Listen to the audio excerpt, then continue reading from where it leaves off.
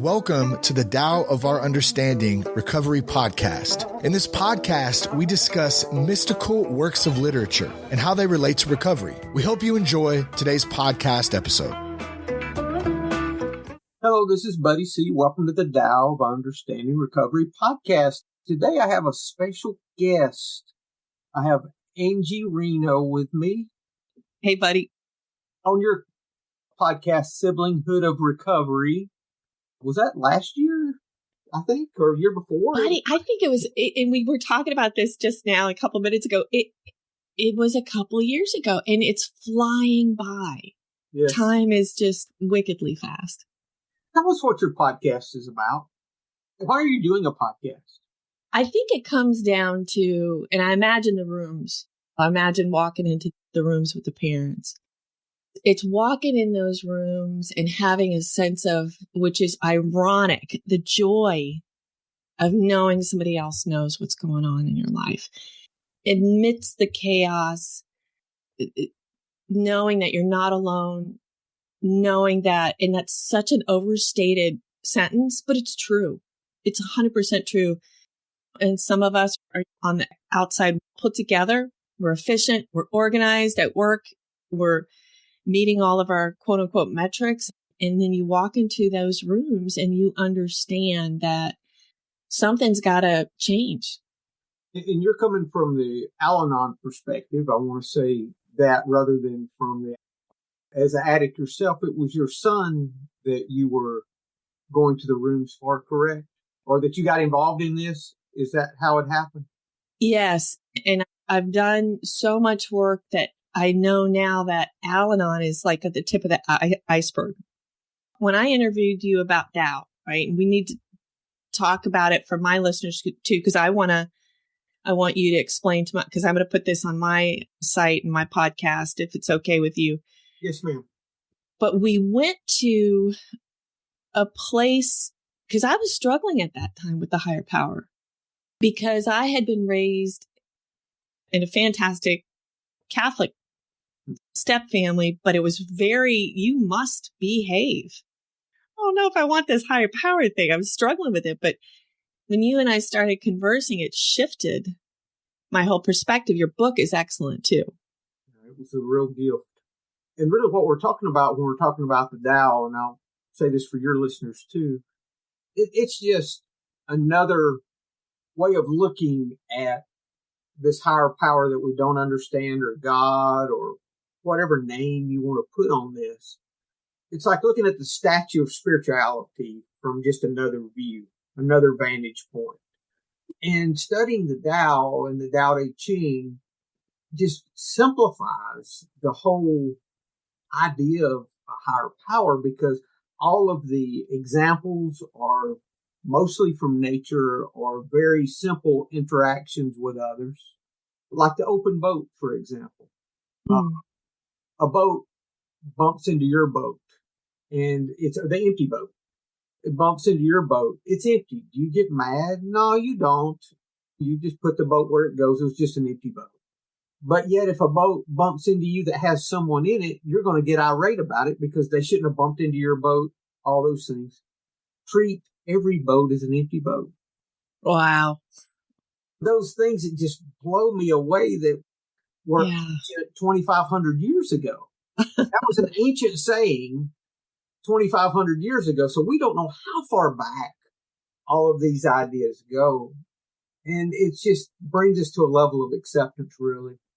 If we were born in China, we would know of the Tao Te Ching just like we know of the Bible here in the West. Yeah. It's the second most published book in the world behind the Bible. Just simplicity. You talk a lot about breaking the intergenerational trauma. Yeah. Can you go into a little bit of that with us? Yeah. And you and I spoke about it before we started recording. And on my podcast, I continuously emphasize therapy, and I'm not a therapist, not a licensed therapist, never, ever will I be one. Knowing that I had to speak with you today, I had to get an emergency session with my therapist. I probably should see her more. I see her once a month, and she knows me well enough that, holy Pete, Angie's never asked for this before. And I said, and I'll say her first name. I said, Julie, I got to get my head straight, because how can I talk about being healthy if I can't process this? Yeah. And we did. She walked me through an incredibly challenging situation where a couple of years ago, and definitely a half decade ago, I would have lost it. I would have been completely off the rails, not knowing how to self-regulate, incredibly upset. And so that is breaking the intergenerational trauma of simply knowing and being aware of how is my inability to self-regulate going to impact my child? Because that is my goal. My kid is and was last night and is and will continue to be involved in the challenging situation I had at hand. And I had to get with Julie and say, let me break this down. Now, one of the things that she brought to me was an insight to, if you continue to ask why, you will go down a rabbit hole. Instead, ask, how am I going to handle it? So this is, take this to the boat, right? Why did that boat hit my boat? We don't know. Versus, how am I going to handle it? I just had an interview with Jackie Warburg. She's on my podcast. She's a NARM, Neural Affective Relational Model Therapist. And what she taught me to do is to feel my feelings. That's part of 12-step, man, right? Mm-hmm. And when I say, why is this happening versus how am I going to handle it? It's a different feeling in my body. And that's a very teeny tiny example of what intergenerational trauma, the breaking of, can be, right? Look, we all have these stereotypes. If you're raised in an Italian family, you're going to yell and scream and blah, blah, blah. Look, I was raised by an Italian stepdad. The family was very quiet. But the stereotypical of that's how our family communicates sometimes to me can lead to a lack of evolution. Let's be aware of how we're communicating. Let's be at least aware of, is this impacting my kid's ability to learn how to handle a situation? There's a lot of layers there. I know it. I know. We were talking before about we'll talk about this a little because I can't talk about it much because I'm already tearing up. The trauma, the divorce trauma in our children. I have 2 children. I remember the day that I told them I was leaving. I stayed very involved, very active, but my son always held a resentment against me for that, saying that was the worst day of his life. Yeah. And he more or less blamed his addiction on me and leaving home, basically, best I recall. And he's passed now. I've talked about it before, 2 years ago, this month, actually. And I still think about that day. Something comes on TV, people talking about divorce, or I'm running title on a house, and I see divorce all the time in there where I have to read the court orders and all this. And I'll read one and I'll say, oh no, they're getting divorced.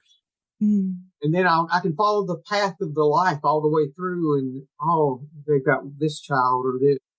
And at some point, I have to let that go, that I did the best I could do in the moment. But I talked to my daughter about it, and she doesn't even remember it. Yes. She was big enough to remember. She was 8, I think, when 8 or 9 when this happened. She should have some memory of it. She may be something she's repressed. I don't know, but She says she doesn't even remember us being married. So I don't know if that'll come out at a later time. She's in her mid-20s and there's no addiction issues with her. She's doing great, fantastic. Yeah. So I don't know about that, but I know it definitely marked my son. So I want to pull the thread on this. This is probably where it's dangerous getting to interviewers and podcasters. I just got to. I will delete anything that I will take out anything. Yeah, I hope you don't delete the good stuff, though. Keep the gems in. Yeah.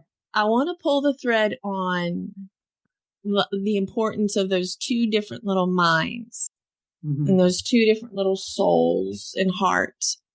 And I have the same experience. I have two gorgeous boys I gave birth to, one stepson. He will always be my stepson. No matter where he is in the world, I will always be incredibly grateful for being in his life. Even if it forgets me one day, I'm good. But the situation that you describe with your daughter not remembering that day and your boy remembering that day, your son remembering that day, it goes to the individuality of their psychological makeup, whatever neurons are firing and not firing. And I think that's where the awareness comes in as parents, that we have to be incredibly aware that even though we might say, hey, we're going to sit down and have a family meeting and talk about it, one kid might be like, sure. And the other kid might have so much anxiety about what's going to be talked about. And we're not going to be able to control that. We're just not. Yeah, it's hard. It's like it's like training. If you want to train for an event that is 20 years and from now, that's what you're doing as a parent, breaking intergenerational trauma. And the funny part is that when you get to that 20th year, you're going to have to keep going. Yeah. So how did you had a son that had issues? Yes. How did that progress for you when you found out? Now, you're not in recovery at this time of any kind, correct? No, I would take that back. ACA. Oh, when did you start ACA? I started it after I talked to you. Really? Yes. As a matter of fact, I should look at the date that the Siblinghood of Recovery has posted, because that's about when I started in January of 21. Wow. I had for you. Thank you. Kevin Peterson, I also interviewed him. He's on my podcast. Something wasn't right. And I met him for coffee and he handed me the laundry list. I don't know if you've heard of that. Yes. I'm like, all right, I hit 99.999% of these. Huh? So we have meetings every Sunday. I have my parent support group, my main one, Sunday nights and Wednesdays. So sometimes I'll be honest with you, 2 meetings in a day can be emotionally taxing. So sometimes I get 1 week on, 1 week off, but I'm doing the laundry and traits workbook, which is intense, because every time I back off, buddy, I feel it coming back. I feel it's almost like muscle memory. Yeah. There's always more to surrender. Yeah. Yeah. But my son, I think that goes back to how he processed the home environment, which was incredibly toxic. And I only speak on my side as a contributor. I always will. The other person isn't here to provide their viewpoint. So I know I directly contributed to an incredibly toxic situation. And the only way I knew, I just had to reset. I tried everything in my mind, 6 therapists, the Gorman workshop. And I had this one word in my work training, curiosity. And I realized that I couldn't be curious in my own home. And so I had to blow it up, for lack of a better description. I just completely reset. And I knew my boy at that time had been addicted. I subconsciously knew it was bad, but I wouldn't admit it. I was in total denial. And I wanted to give him the support that other people could provide him that I was not capable of. And so that was my goal. And I tell you, I kept my eye on the ball. As soon as I got that divorce going, I started working out, not working on myself. I didn't do that yet, but I contacted local therapists, local resources, and I started listening to what they said I needed to do. And then I got him in 12/31/20, which is every New Year's Eve. I look at that date as a beginning and an end, and then tomorrow is the start of who knows what's going to happen.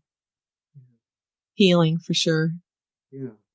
And your podcast goes into, and I'm grateful for you sharing your heart with what you share in the podcast, because anyone that's dealing with a child that has had issues that they have gone through the process with, or are going through the process with,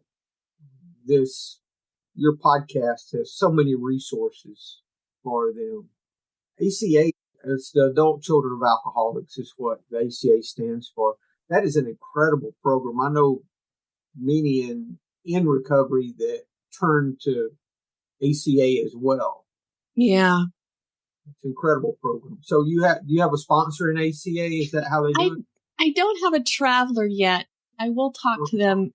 Yeah, they call them travelers, and I want a traveler, but I know, and here's the funny thing about ACA, dysfunctional families, and we can talk about this if you want, but you talked about it in your interview.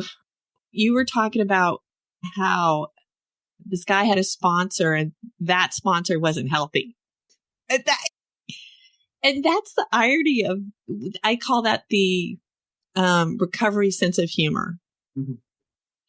Because we know where, the bodies are buried, so to speak. We know the minefield is a better, it's a less dark way of looking at it. But I am very timid about developing a relationship where I feel like I have to open up so much. I like to keep those walls around me. I'm being totally honest. Yeah. We all do, Angie. We all want to do that. In finding a traveler or sponsor, if you're in AA jargon, is just another layer of powerlessness. Because it's intimate though, buddy. It's intimate. Oh. And if we get in those situations, I believe the right person, I've had 3 sponsors, and every time just the right person showed up for me. But for some people, the right person does not show up first. And you have to be cautious of that. And if you were looking at finding a sponsor and you think someone has shown up in your life that could be that person, I would start with small bites of truth rather than everything, and just see how they respond, and just think of them as a temporary first, and just see, and if it works, continue, and if it doesn't work, then and you move on to someone else. But I would start with some little things to be honest about and see how, and just trust your gut. Trust your gut. You talked about why as being the wrong question. It reminded me of a Bible verse, actually. Oh, yeah. They were asking Let's get into that. They were asking Jesus why the man was born blind. And he told them, he said, "You're asking the wrong question." He said, "You should be asking, how could the Father be glorified in this?" So, in other words, how can I find gratitude in this? Is there any aspects of it, maybe not the issue, but in my son's death, I wasn't grateful for him dying, but I'm grateful for a lot of the lessons I learned from the experience. I learned a lot about acceptance that I would not have known otherwise. Being able to accept an unacceptable situation prepared me for other unacceptable situations. We're all going to have unacceptable situations in our life. Yes. And we've got to know how to deal with those things because the rain falls on all of us. Just Yeah. because we're doing the right things doesn't mean everything's unicorns and rainbows. No, there's two things in there, the why versus the how. And I have a beautiful step family. My stepsisters my dad married a Venezuelan woman, and I can't say enough about how much I love them. I literally can't. And we recently had a family challenge, and the way that my sisters are handling this is the mantra of Jesus literally saying, it's not about why. It's like, where is the glory in this? Where is the Father's glory? I'm not overly religious. I'm not, purporting or recommending somebody to go to the Bible for recovery. That's not where I'm coming from. Where I'm coming from in this one specific area is you're insightful, right? In that it's easy for humans in this human condition to sit there. Why, right? But and the Taoism has this too, right? Don't worry about the why. Worry about where you're going, where you're going to take this moment in this learning experience. Don't even worry, actually. That's even the wrong word. And the second thing is, because I do want to speak to the parent out there who is struggling, who's feeling so lost and so empty and defeated, right?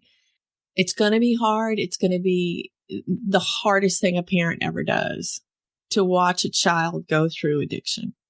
And just know that somewhere inside there is your loved one somewhere. I just saw The Addict for a while, and I didn't have all the tools at the time to pull away from that. I didn't have all the tools to understand that this is not black and white. My travels have taken me to be introduced to moms of all paths of recovery. Susan Austerman she lost her beautiful boy, Tyler. And this is all out there. I'm not saying anything that is private, but she consistently works on legislation. She consistently works on helping those who are addicted to take baby steps to get out of it. Her story is fantastic. And then she introduced me to Cordelia Krause. So I started learning about the Kraft method. And I went as communities. I always just say Kraft, and I'll give you a link you can put in your show notes. But this is also where the family relies on community, right? And that's where the meetings come from. Because you can talk to somebody, a neighbor that you've been a neighbor with for 20 years, but if they can't understand it, you're going to feel disconnected from that person. And it's so vital as you walk this journey to get in a room, to get in a community, even if it's a Zoom, of people that understand what's going on in your heart. Because this isn't a child that has cancer. You're not going to have, oh my gosh, okay, yeah, whatever we can do. When your child is addicted to a substance, it's frightening to the other parents that don't have that challenge. There's no other way to say it, because it's almost like they feel like it's leprosy. They don't want it to spread. Mm-hmm. And so that's where the isolation comes even more. I don't know what happened, buddy, but I know as soon as I said, look, I'm out of this situation, called a marriage, I kept my eye on the ball. I walked wherever I had to walk. I saw whoever I had to see. I just knew that it was almost like I started a marathon, a really slow, long marathon. I knew that there was my cross across the finish line was getting him into a treatment center. What I quickly realized is that I had to separate. I had to stop the enmeshment. I had to stop the codependency. The codependency being, if he's healthy, I'm healthy. And that's where my journey of recovery literally began the moment I gave him over. And I had a team that looked me straight in the eyes and said, Mom, he's good. We'll be in touch. And I felt the energy was like, she might have had looked at me and said, okay, it's time to get to work. That was the energy that I felt. And I was okay with it because I'm a hard worker, buddy. I can get it done. That's part of our problem, isn't it? Yeah. That we want to work harder and do better. There was a story recently that really spoke to me. It's called The Shadow. There was a gentleman that wanted to remove his shadow and his footsteps. So he said, I know what I'll do. I'll outrun them. So he ran a little while and he never could outrun his shadow or his footsteps. So he stopped. He said, what else can I do? I know what I'll do. I'll run harder. So he ran harder and ran till he fell over dead. Okay. He fell over dead. Yeah. I don't want to fall over dead. That's for sure. But yeah, it's so funny because I think that's what Taoism does as well. You can have this idea or I have this intent. And then Taoism says, oh yeah, just know that this is a little bit to the side or a little bit to the left. Effort you're putting out really helping. Yeah.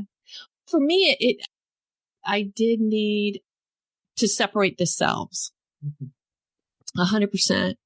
And you know this, especially in the work that you do, you know that the Al-Anon and the 12 steps that support AA, they really do focus on separating the self and the self-identity, getting agency.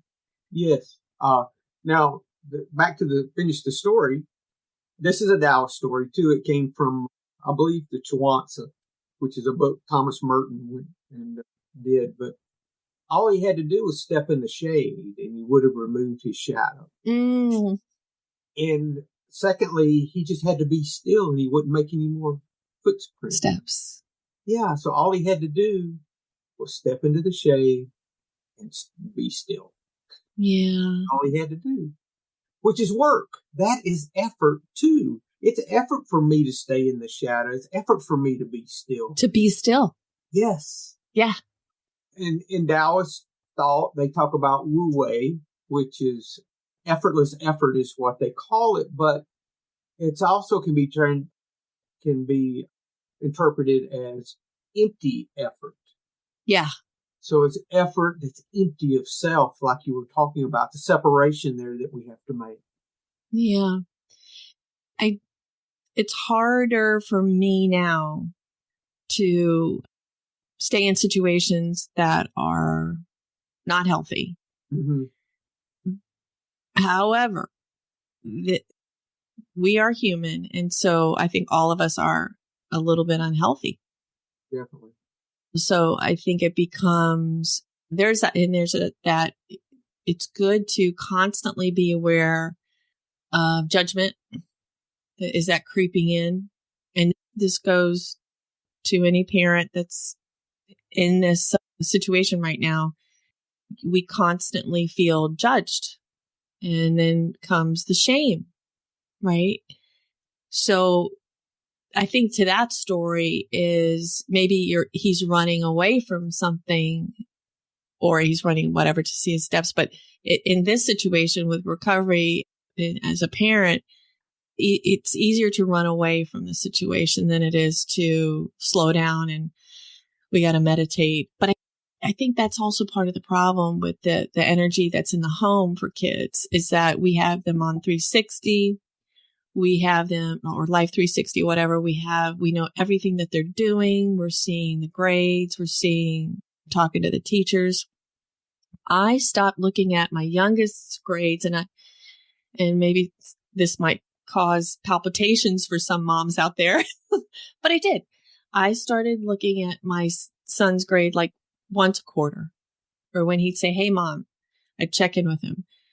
Because what I realized I had done to my kids is that the way the algorithms were was they calculated the averages, and the averages were not always complete until the teacher put it in.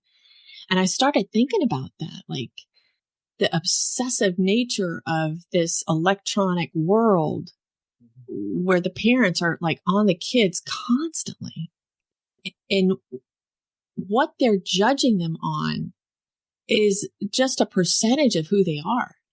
Yes. So go ahead.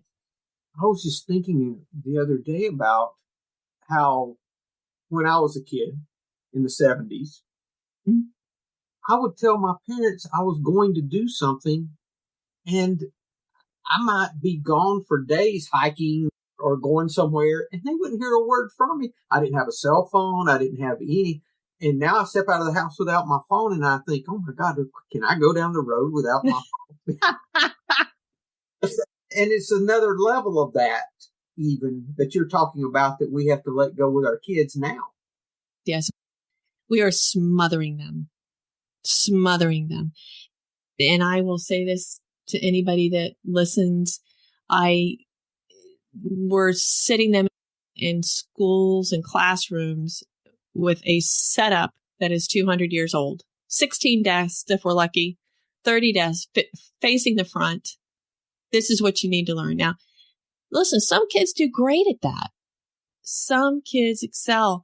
We had a fantastic parent group the other night where we realized that I think 80% of the moms said their son had ADHD.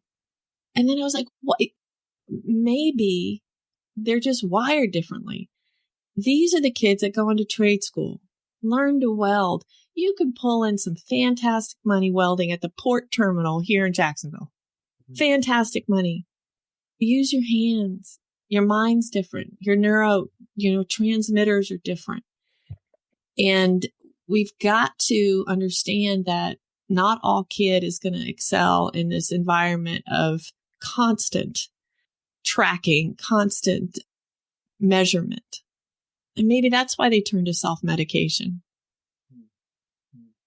Yeah, it's really about learning how to love our kids through those things. I had those experiences with my son that you're talking about, that every parent that has a child that deals with addiction, I had to lay down some rules. I had to stand by those. Kick him out of the house when he was a senior in high school. Things of that nature that I had to before. And we had grown back together. He had a lot of consequences dealing with alcohol, and I never would put up bail. I would never do those things. I felt that he needed to answer for those things. So I tried to separate myself like you were talking about. And I would always stay in contact with my sponsor. I would always see if this was coming from a place of love or a place of fear. Yes. When he didn't go to high school, or he didn't go to college, he was a star student, had the highest ATs in the school. When he went from 8th to 9th grade, he had made the only perfect score ever on the placement test that they take to go from 8th to 9th grade. Wow. Every question correct. And he was that brilliant. And when he didn't go to college, I got angry with him, and I couldn't get over the anger. I went to my sponsor and said, I'm angry with my son, and I don't know. I think it's because he's losing this opportunity, blah, blah, blah, all those things. And when we got to talking about it and digging it down, it was really because he was embarrassing me. It was back to my fear. Yes. It takes so much to say that out loud. And once I realized it and shined the light on it, I didn't even have to work with that fear. It just went away, and I was not angry with him anymore. Yeah. Yeah. But that's from having a recovery program that works. If you don't have that, you're just on the outskirts and not invested in recovery yourself. Yes. How has that changed you, Angie? I know you've done a lot of work on yourself. How? Yeah. So my eldest is, gosh, there's so many things. I'm going to go back to my dad. He was so smart. This guy scored, you're talking about SATs. Yeah. Brilliant man. And he would say this himself. He was a functioning alcoholic. And we had lots of conversations about drinking because it was pervasive, just kind, human, not an angry person. But he knew he had a challenge. Now going through the program, I know he tried because he would talk about a higher power. The way he talked about worry, straight out of the book. But anyway, he started 2-5-2-9s, and that's what I used for the treatment center for my eldest, the 5-2-9. That's a college education fund that you can put into. And granted, you get taxed if you don't use it, and that's okay. But Bob Reno I heard somewhere that really investing in your family is not just about what's happening today. It's like what's going to happen when you're not there. And that ties into the embarrassment that you described. Right. What's going on now, instead of saying, okay, the reason I'm telling this is that my eldest finally said to me, Mama, I'm not going to go to college. And do you know what I said to him, buddy? Because that was just a couple weeks ago. I said, I am so proud of you for telling the truth. I said, it changes the vibe in the room. It changes the feeling of the conversation, everything. And that's what I told him. I could not have said those words 3 or 4 years ago. Couldn't have said them. But I've learned so much. And you know what? He's doing what he wants to do. He's healthy. He's self-supporting. He is passionate about what he's doing every day.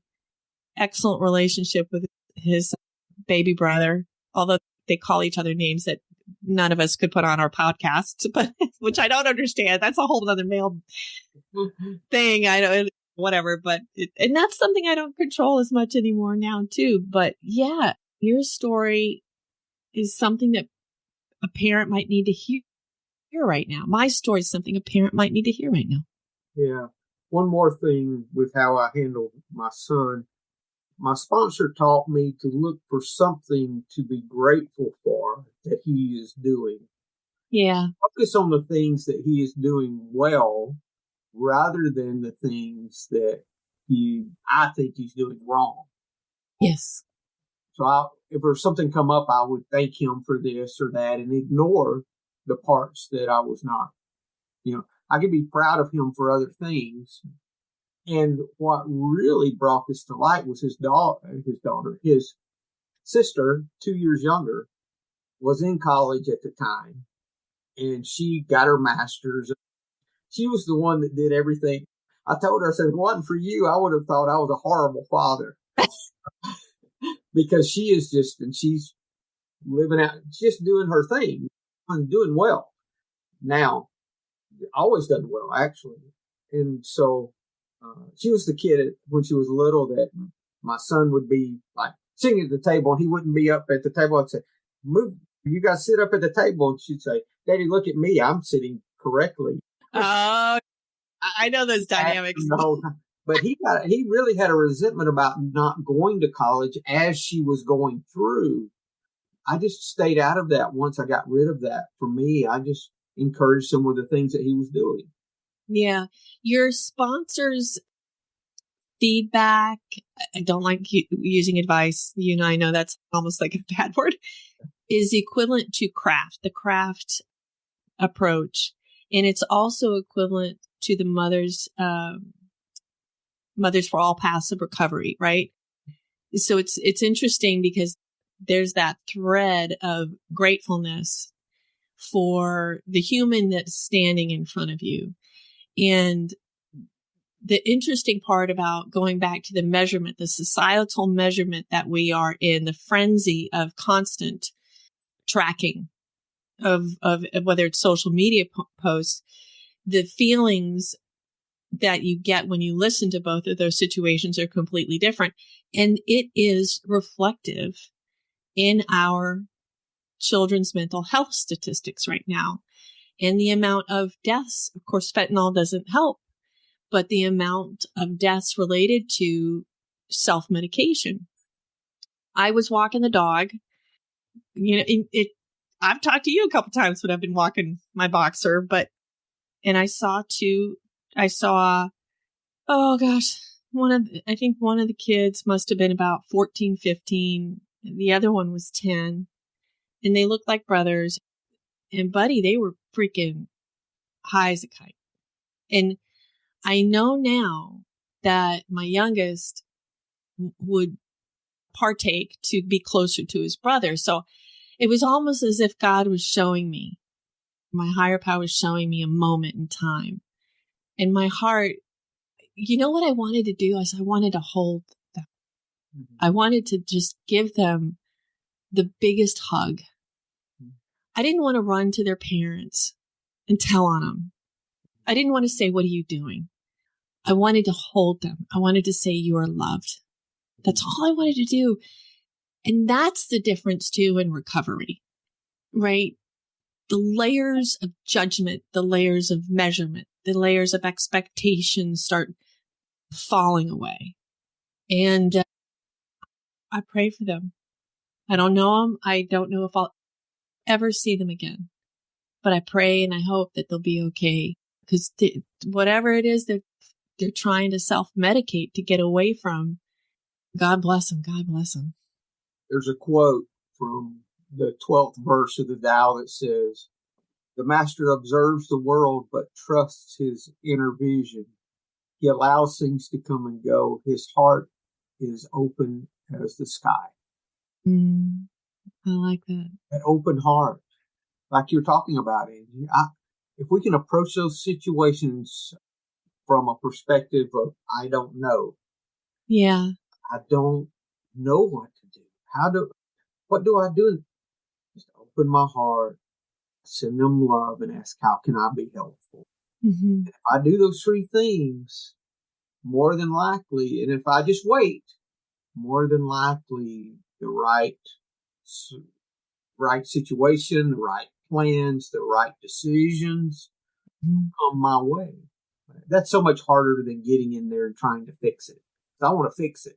Oh yeah, the fixers are dangerous, and I am one. Yes. Oh yeah. So I'm hands up. It's me. A few minutes left, Angie. I wonder if you could speak to. Thank you for opening your heart to the podcast, because there's some things that have been said today that I'm sure some folks can use. I hope so. Anything you want to add, and then if you could speak to the person, the newcomer, maybe the newcomer parent that may be listening to this podcast, that may be in recovery or may not, but they're dealing with a teenager, dealing with someone in their life that they just don't know what to do about their addiction. What role do they play? How can they be of maximum benefit, really? You have any questions for them? I think first, feel your feelings. These are phrases that have been said and will be said over and over again, right? Start to understand, journal about what you're feeling, right? That's not going to solve anything, but what you're going to start doing is you're going to start on the road to self-discovery, okay? And then if you can find a therapist, know that it's okay you're not marrying a therapist. So if you have to date a little bit, that's fine. I spoke to a friend of mine and she had 2 really bad experiences. So I gave her my therapist number and she's, I think I can get healthy again. So just know that you've got to find a therapist where you feel that you're on the right track, because you're going to need you're going to need to talk through, and you're going to need to start healing with a professional. The next thing is, actually, I'll do all these, kind of get these started. I would say within a week, no more than a month, right? All these three things is find a good Families Anonymous meeting or a good Al-Anon meeting, Nar-Anon, CODA. Go to all those websites and look at starting to listen and share your story. That's going to start helping you put the pieces back together. Notice that I've talked about you. Notice that I talked about you, the parent, and not the loved one who's addicted, because that is going to be a journey that's not going to be solved in a week, a month, maybe not even a year. I hate to say this, but you've just entered a very long process that might be, hopefully, a lifetime. That's what we want. We want a lifetime of recovery. We want to be able to recover with our loved one for the rest of our lives. If we take that approach as parents, it becomes different. It's not like I'm going to fix this and move on. I'm going to build a house and it's done. I'm going to buy a car and I got it for 4 years or whatever. If we're blessed, we have 10, 15. But know that if you're a parent of a full-on addicted child, you've got at least a decade ahead of you to get this thing to the point where love is the lead thought, the lead feeling. Frustration, all that pain, anxiety, it's going to be there, but just know that love's got to be front and center. I don't know if that's the right formula, but it's the best I can give right now. It's your formula. Yeah. So that's all we have is what works for us. Can we leave it with the empty boat?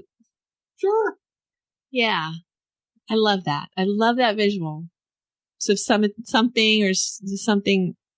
frustrates us, that's a great visual. Thank you for that. I loved it. That reminds me we can't take things personally. Thanks for being with us today, Angie. I'm very grateful to be here. Thank you. Hello, this is Buddy C. I wanted to make you aware of several recovery-related resources that I've posted in the episode description. These resources include a list of recovery podcasts, a free sober meditation app, daily recovery email, shared Google recovery calendars. Hope you put some of these resources to use and have a great week. Thank you for listening to the Tao of Our Understanding Recovery Podcast. If you enjoyed this episode, please share it with your friends in recovery.